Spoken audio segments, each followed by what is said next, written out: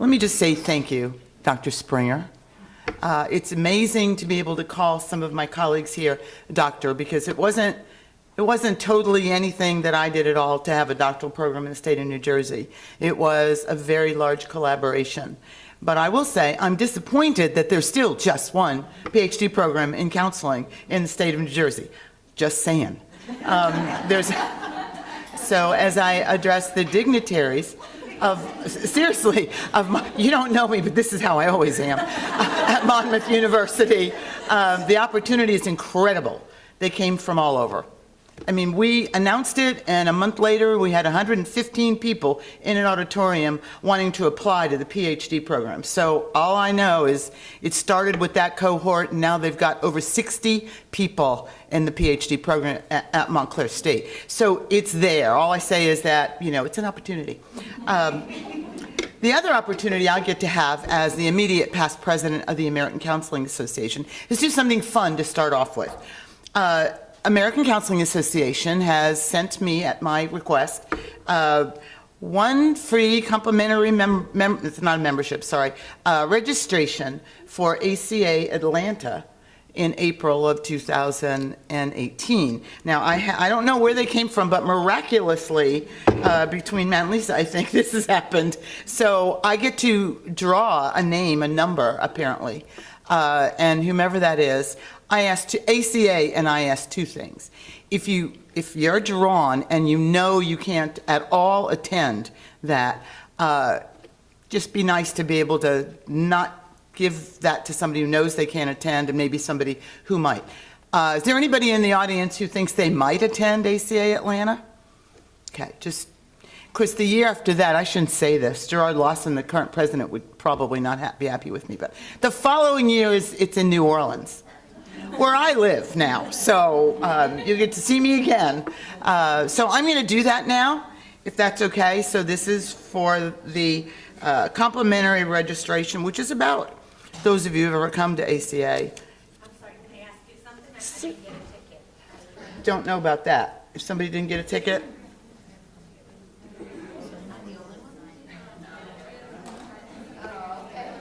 Okay, are we ready? No, I'm gonna put this back. I didn't even look at it. I don't know who anybody is, so. Except for the people I do. Except for instance, except me, and I'm not always sure I know me these days. No. Are we ready? Yes? Yeah, we have a little bit of a, okay, time thing here. Jennifer Gelman. All right. You have to come down and get it, Jennifer.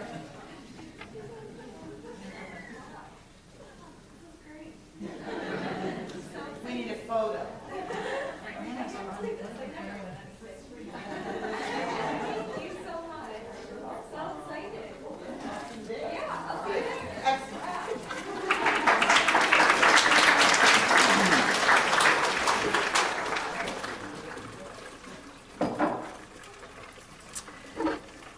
Okay, I really truly am happy to be here, and so I know we have a little time issue because everything always takes longer than it's going to.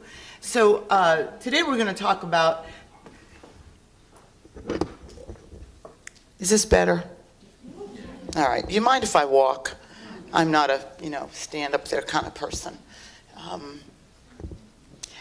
Anybody in this room in San Francisco in March 2017? Yeah. Okay. Oh, look at you. Well, good. Yeah, it was fun. It was a great conference. But my point is that I got to walk around the stage a lot, which was good because it was a big stage and I was terrified. I mean, seriously, 4,200 people, that's like, okay. So a lot of people here. All right, so we're going to be talking about ethical advocacy. I just want to make sure this is going where it's going. Maybe because it's not on. It will be. I got it. Yeah, I got it. Thank you. I don't teach technology and counseling, you should know. I teach a lot of things, but that isn't one of them. So, who am I? You heard something about me, so you know these. Something that might be interesting to you is that I am a clinician with a part-time private practice now in New Orleans and for many years in New Jersey, as well as Arkansas and New York, and a long time ago in New Orleans. And I am a licensed counselor in the state of New Jersey, still and always. I will always keep that up. And in Louisiana. So that's kind of nice, I think. That's my email. I have cards if people want them. Let's talk about advocacy. How many of you would agree that we need advocacy of any kind in our world these days? Okay.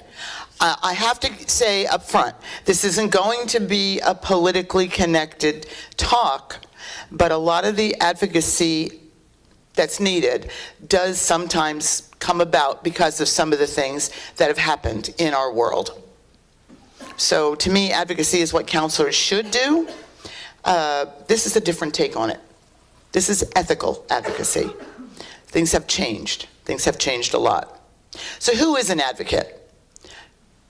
All of us, whether you're a counselor, a graduate, a professor, an advisor, administrator, or a current student, you are advocates. You are charged with advocating for your profession if you are attached to counseling, higher ed, student affairs, administration, education, schools, anything. That is your task. It is a task. Kind of like Mission Impossible. You may choose to do that or you may choose not to.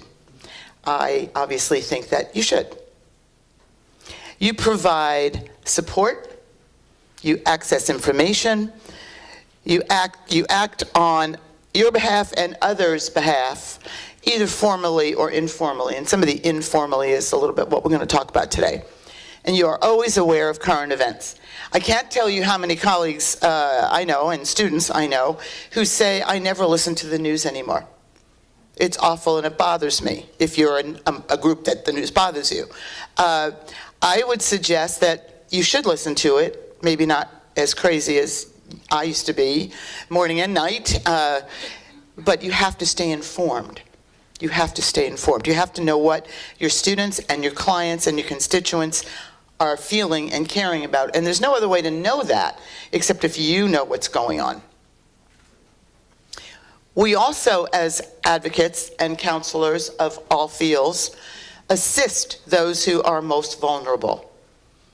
And that kind of alludes to a little bit about what, Sarah was kind enough to talk about today.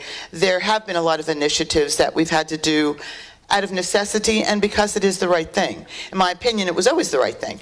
But sometimes because it's necessary, suddenly then you do it. So that's all worked out okay.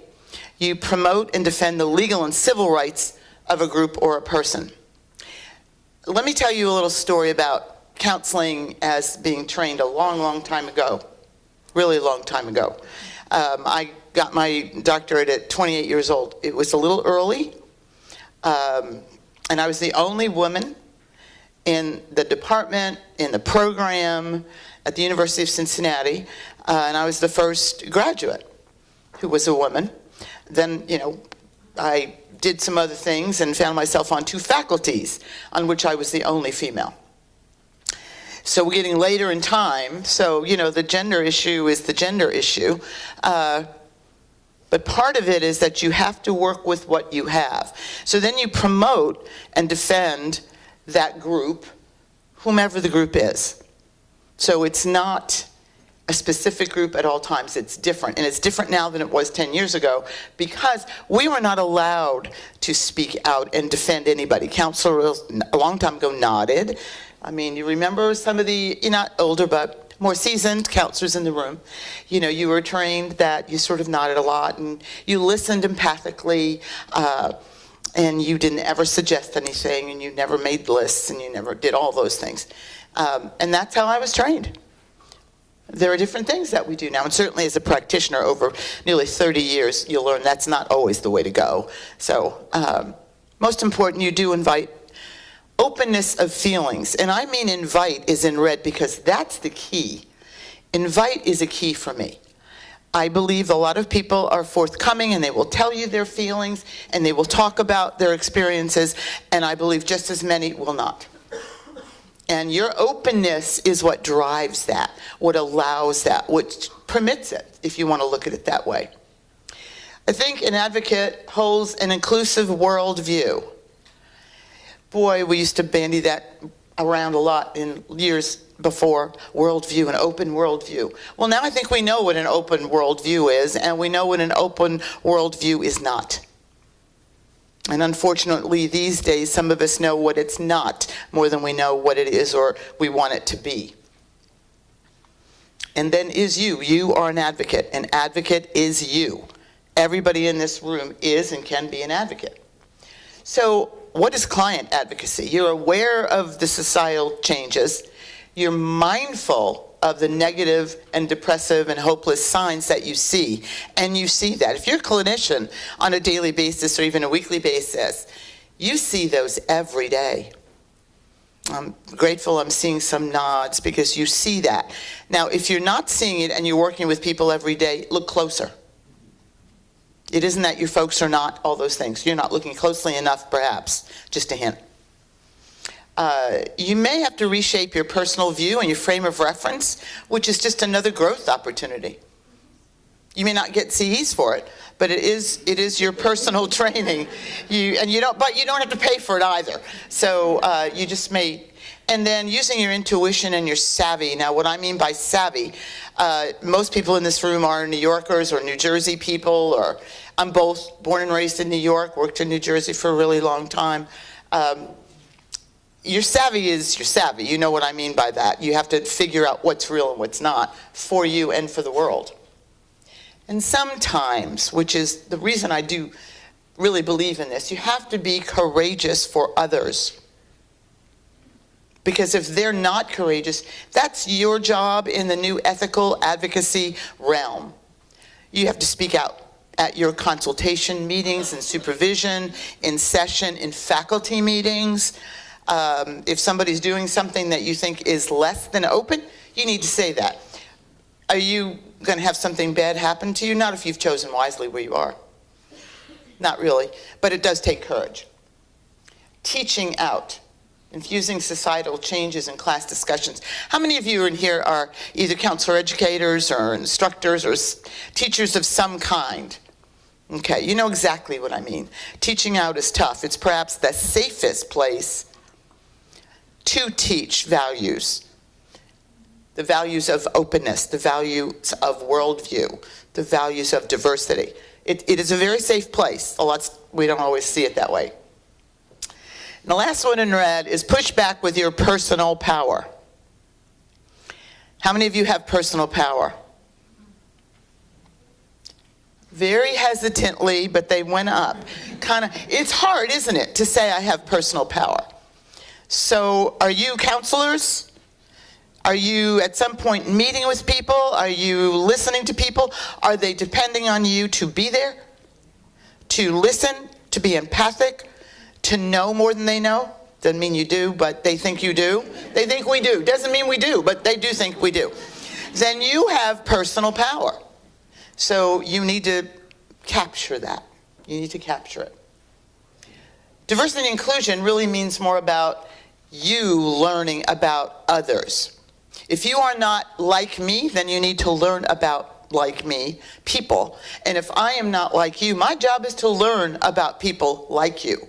It's a learning situation. It's not a shy away.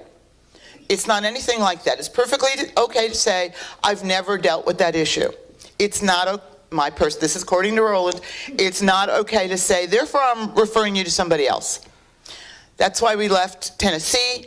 That's why the states of Mississippi, North Carolina, and all those kinds of states are in an uproar. They're still in an uproar because somebody wanted them to be able to say, so I don't like who you are, and I don't like your lifestyle, and I don't like how you look, I don't like your color, I don't like whatever it is you don't like, so I'm not going to deal with you. That's not okay. It isn't ethical, it's not humane. Thank you. Thank you. And if I've offended anybody, I'm sorry. I do it on a daily basis when I teach. So, and anybody who's taken a class from me knows I say that, yes. Because it's true, because you never know who you're talking to. Okay. Explore the community you work with. Explore all those things, all the cultural, economic, all of that. I don't know what family values mean, so I always quote it. I'm not sure what that means.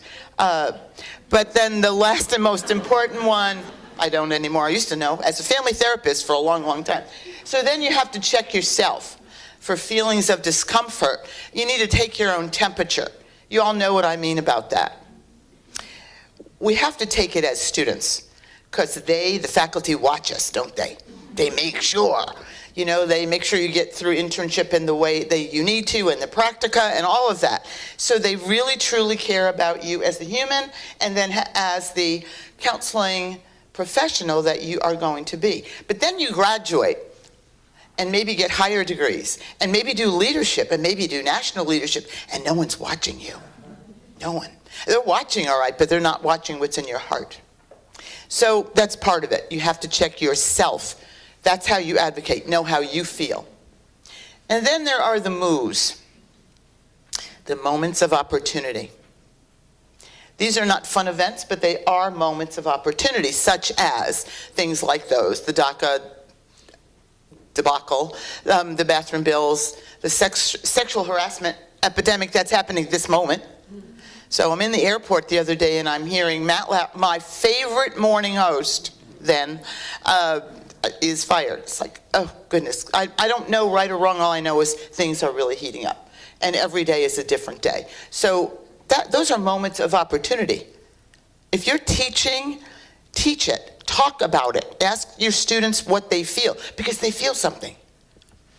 If you're counseling, wait. You can't ask about it, but wait to see if someone's going to say something to you. And if they do, don't hide. Like we used to do about religion a long time ago. You know, somebody said something about religion, as whether you know this or not, if you were trained a while, right? You like, oh no, I can't talk about religion. Well, my belief is if your client asks you something and they want to talk about it, that's what you talk about. All right, what is the impact on mental health? I suspect I'm going to be, not for 5 minutes, but I know okay, we started a little late. So we're all vulnerable to all events. That's why current events are important in advocacy.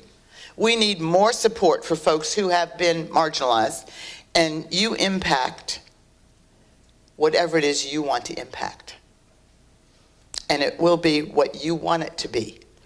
And by that I mean, those pesky ethics questions. So is it ethical to stand with your clients or students on issues of civil rights, or is it up to them alone? First question. Second, is it ethical to encourage clients or students to stand up for themselves? So a little show of hands. How many of you think, yes, that it is ethical on the first one? Oh, but aren't you supposed to be non-judgmental? Okay, and the second one, is it ethical to encourage clients or students to stand up for themselves? Okay, in my opinion, it would be unethical not to do both of those things. I think it always was. I just think now we have a different reframe around the world and what we have to deal with. And counselors who deal with folks who are not doing well, who are marginalized, who've been traumatized in any way, sometimes need our help. As well as counselor educators and teachers. The DACA stuff happened while I was still in Washington, and to be honest, we had students, doctoral students, who came to school those days, that week, I'll never forget it, crying because they knew some of their family were going to be deported. Now, were they? I don't know. But that fear, what did that do to their progress on that day and in that week and in that month toward their doctoral studies? And I couldn't be more proud to say every one of those 4 young women have graduated, and they just got their PhDs in October. So I'm thrilled for them. But they needed to be open about it, and we as faculty and counselors needed to tell them some things, like what to do and where to go and what offices they might think about going to in Washington. So that's a kind of advocacy we never would have done in the past to that extent. Is it really ethical to encourage clients or students to stand up for themselves? Well, if we're not doing that, what are we doing? We talk about empowerment. Well, the finest sense of that word, and also the etiology of that word, is the word power. And if you're empowering them, you're what? You're encouraging them, you're allowing it, you're facilitating that. So we talk about empowerment and wellness in our profession all the time as counselors. Well, in our world today, we need to really look at what those words mean. Everybody in here isn't going to agree, and I'm happy about that, because that's good. I just ask you always to think about it, just to consider it. Our ethical musts, again, those ethics. You have to have a genuine open door. Now, what I mean by that is there are a lot of, when you go through faculty offices or offices of a counseling center, a student affairs professional, a dean, and you might see human rights, a little blue with the 3 yellow, for social justice and from the Human Rights Campaign. That's great. That's step 1 of a lot more steps. That's wonderful. So I know that you want me to think that you're open, and you may believe that you are. The next part is, but your heart needs to be open. Students, clients, people in trouble know whether it is or not. How many of you have dealt with small children in the last few months? Don't they just see right through you? Don't they just? Oh, I want to spend more time with you. No, I don't. I actually need to get to campus, and I knew this. So they see that. It's not harmful, but know that they do. So do our clients and our students. They understand when you're saying what you want to be feeling, but you're not. Learn what we don't yet know about clients. Learn what you don't know, in case there is something you don't know about that person or their world. You see consultation and supervision. It's great when you're a student, whether you're a master's student or a doctoral student, it doesn't matter. You're in supervision. When you graduate and you're getting your license, you're in supervision. So there's lots of ways to look at that. That's good, that's bad, it's annoying, it's too costly. Oh, I don't have time. Let me tell you, when you get out there in the world, as some of you do know, it's a little lonely. And you are out there by yourself. There's not a supervisor to call. There's not a colleague sometimes to call. How many of you are or want to be in private practice at some point? Everybody wants to be in private practice. And that's a good thing. Just know when you open that door after a real tough session, there may not be another human to talk to. So, you really need to know yourself on what you can handle. And that consultation, which is a different step from supervision. It's something that is also costly, but it's a collegial, it should be, kind of thing. Someone you trust. For me, whenever I practice, as I do now, I have a consultant. At this level, usually it's a psychiatric consultant in case. But that person has to know more than I do, in my opinion. Because I'm not the easiest, I'm sure, to consult with. So I have a lot of opinions and, been doing it a long time, but I'm happy when someone says, I think you could have done it this way. Wow, I love that. I love it. Rather than somebody nod and say, that was okay, I don't like that. And really what we do, I think, is to provide solace and safety. For that 50 minutes, or almost a 3-hour class, people should be safe. And they should feel safe. 2 different things. The students, after Pulse, also when I was in D.C., it was in Florida. It wasn't anywhere near Washington.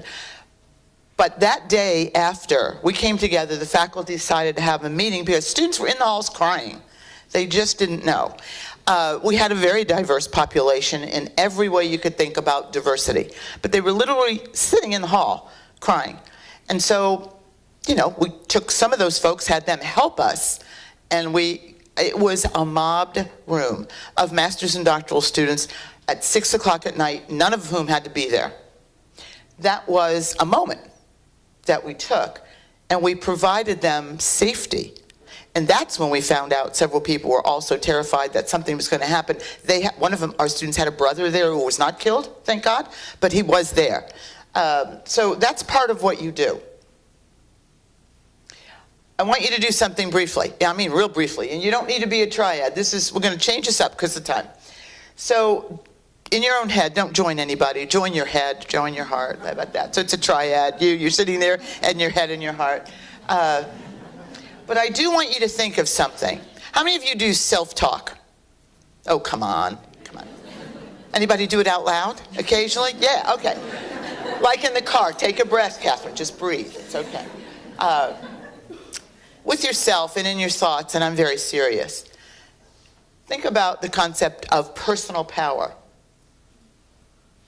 Think about your personal power. Just take 30 seconds. What do you have personal power over? How profound is it in your life? And how has it helped you help other people? How have you, advocacy is not a new word, but it's more new in our profession in the last few years. But just how has it helped you get through your life? Your personal power. I know, this is, by the way, a very much of a treat for me. I know a lot of people in these rooms, in this room, and I know a lot of them pretty well. And they all have an enormous amount of personal power and drive and commitment. And if I do say so myself, superior intellect. They do. Well, I'm, looking at a few people here. Yeah, they do. So, all right. Everybody have some view of your own personal power? How many of you actually think that you've used your personal power for yourself to get you where you are, wherever it is that you are? Sure you have. Sure you have. I say that sometimes to graduate students at all levels. You may feel like this is never going to end. The end of the day, it does end. You may feel like you're not doing good work and not going to. At the end of the day, you are and you will. And you may feel like you'll never make a difference, and you have, and you will continue to. That's part of what we need to help our clients, our students, anybody around us understand and know in these times, if they're marginalized in any way. Can somebody want to share one or two gifts? What is your personal power in terms of a personal gift to you? Anybody brave enough? Have any brave? Yourself? People around you? Yeah. Okay. Erica. I'll speak to that, yes. So my fiance is back there, and what we started doing, instead of setting New Year's resolutions, is every year we theme a year. We did that, I think, for the first time in 2016, and we set the theme of integrity. And my personal power is integrity. It's something that I focus on every single day. I do it for myself. I try to model it for others. I sleep better at night. It keeps me congruent. It keeps me mindful. It keeps me aware. So for me, it's integrity. Thank you. Thank you for sharing that. Can we get one more? Brave soul, yes. I've used the development of, Can you speak up, please, sir? I'm an advocate for veterans now, and I do so on a pro bono basis, thanks to a lot of the people that helped me the first year this program existed in Monmouth. And I've taken that and added to my intellect, my ability, and my natural ability to be aggressive and not take no for an answer, and formed several veteran advocacy groups, and it's made an enormous difference to a lot of them in many, many ways. Excellent, thank you. And thank you for your work with veterans. Okay, I wish we had time for 10 more, but I think we probably should move on. Just a little something when you're feeling down or you're feeling that you can't get everything done, think about your personal power, where it got you, and transferring it. It's the good kind of transference. It's the third kind, let's put it that way. According to Roland, it's not in a book, so don't quote me. So the other thing about advocacy is how comfortable you are advocating. What's your risk level comfort? I sound like a financial advisor, right? What is your risk level comfort? But that's exactly the truth. So somebody might say, I'm going to fight. That may mean different things for different people, and that's all right. That's perfectly fine. Everyone doesn't have to go to the State House. Everyone doesn't have to take a bus down to D.C. and march, although it was so much fun. God, who marched? Did anybody come to D.C.? Yes. It was probably the second best day in a very long time. First, being San Francisco, on my birthday. Okay. How has the call to advocate changed you? Something for you to think about. It's not as easy as chapter 17 in the basic counseling book anymore. It's just not. It was never easy, but it was clearer. I don't think it's clear anymore, which is, I think, very exciting, by the way. Okay, I talk a lot about positivity, hope, and courage, and those people who at all followed anything last year, before Tennessee happened, that was my thing. You know, you have each president has a slogan, and mine were those three words: positivity, hope, and courage. We needed it. I certainly needed it.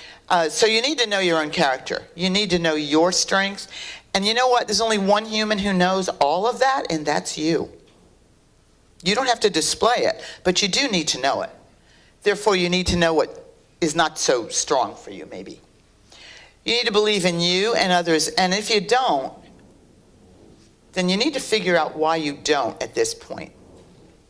Because when you counsel at any level, in any situation, from a school to a college to a private office to a government agency, working with veterans or LGBT population, whomever, people across from you are looking at you as the expert. They are assuming you know what you're doing. They're assuming that you care about them. They make a lot of assumptions about us when they make that phone call, come in and think about how much it's going to cost them emotionally, physically in terms of time, and financially. There's a lot that goes into that sit down with you for the first time. And if you haven't been there or been there for a long time, you'll know more and more what that means. You got to hold on to hope. You have to be more active. You have to have more hope. You have to have more courage. To me, they're a circle. It's one after the other, and the more you do it, it becomes more natural. It's certainly more life-giving, in my opinion. Does it get tedious? Yeah. Does it get old? Yeah. When I've talked to some audiences, and I've the privilege of talking to people all over this country, once in Europe, there are always going to be those audiences who look at you like, oh God, she's going to be so liberal, I can't stand it. And then there are New Jersey audiences and New York audiences and Washington audiences who at least have a balance. Not to presuppose, but that have a balance. But every time you open your mouth, you never know. Motion is lotion. I love this slogan when we talk about counselor advocacy in the profession. It's a slogan that my physical therapist uses. Because about 4 years ago now, I broke my foot in a hole filled with ice, crossing, anybody know Washington, crossing M Street at 21st, rushing. And that's his mantra, and he's right. You know, when you break something, you want to just, like, could I just sit here for another 5 days and just put it up? He's like, no. Motion's lotion. You need to use it, blah, blah, blah. That's advocacy for me, as long as you're moving. That's counseling for me, as long as you're moving forward. So acting equals having more energy, just like anything else. When people say you need to get up and out and exercise, exercise is different for everybody, isn't it? I suspect some of you in this room actually work out every day. I suspect there are others of us walk every day. And then some, unfortunately, probably do know physical exercise, which is fine if that's what you want to do, but try doing some, it's a good thing. And then helping and doing equals advocacy, and advocacy is about helping and doing. The other thing I want to say to you guys as counselors in any realm, we got this. We got it. We have resilience. It's our model. We have always used something like the wellness model. Some of you are familiar, I hope, with the wellness model of counseling. It separates us from several professions. It's not good or bad. It's just different. We have less fear. We need to use logic and facts. I am not always the most logical person in the world.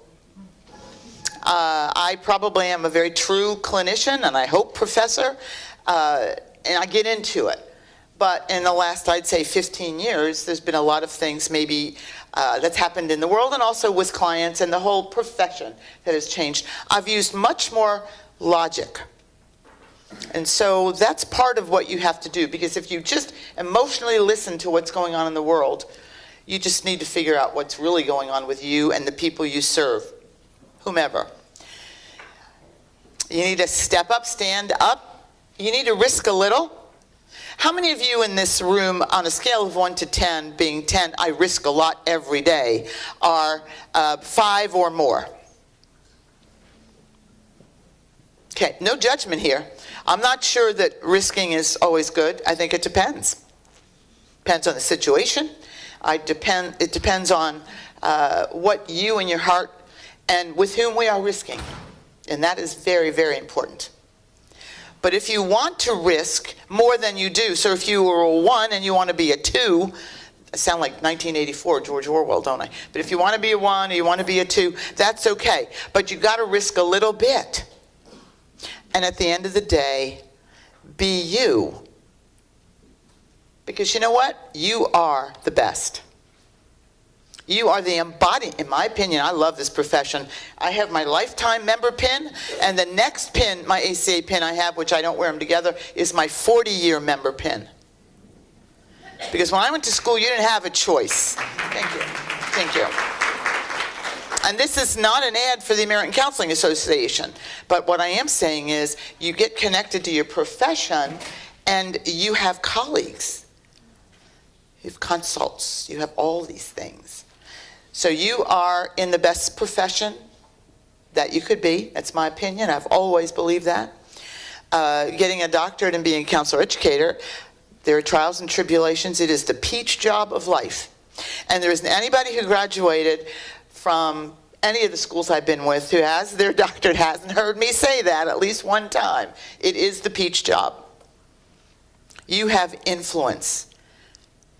You can impart your way of looking at things in keeping with the ethical tenets of our professions. And you can help and influence. If you're teaching a class of 16 very bright doctoral students, think about the influence there is there.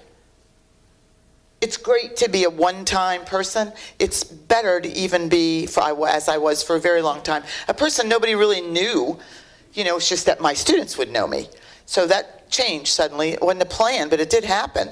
So that's part of it. Just know that you have that power. So I leave you with that, folks, and I very much thank you for bringing me here, allowing me to speak with you today. This is a marvelous campus. I'm thrilled to see people like Megan and Sarah and Allison and Sherry. It's so nice to come home. Thank you.